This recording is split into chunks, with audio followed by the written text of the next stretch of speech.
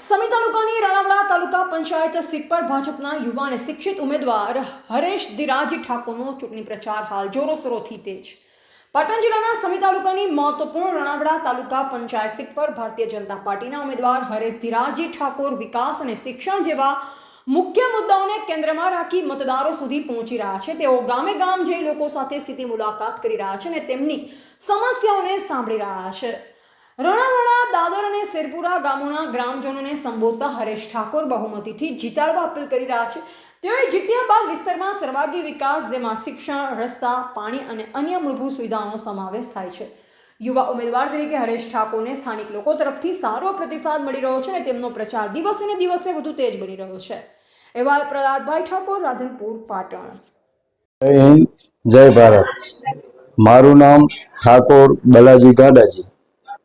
હું 2011 થી કોંગ્રેસ પક્ષ સાથે જોડાયેલો છું।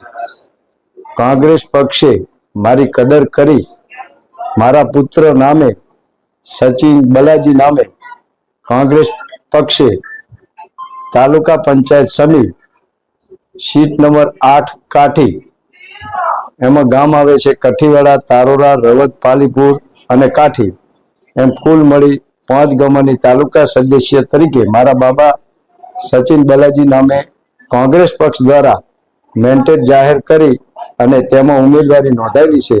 તો આ 5 ગામો કઠીવાડા, તારોરા, રવત, પાલીપુર અને કાઠી મને મારા બાબાને કોંગ્રેસ પક્ષમાં જંગી બહુમતીથી જીતાડશો એવી મારી વિનંતી છે।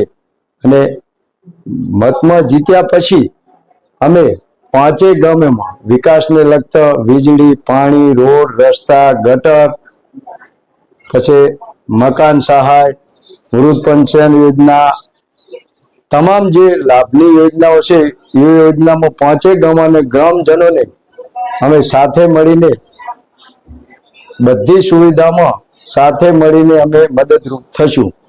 તો આપ સૌ 5 ગામોના લોકો મારા બાબા સચિન બલાજી નામે કોંગ્રેસ પક્ષની અંદર નંબર 1 છે, ક્રમ નંબર, અને કોંગ્રેસના બટન સામે બટન દબાવી અને જંગી બહુમતીથી વિજય બનાવો એવી અપેક્ષા સાથે સર વિનંતી છું।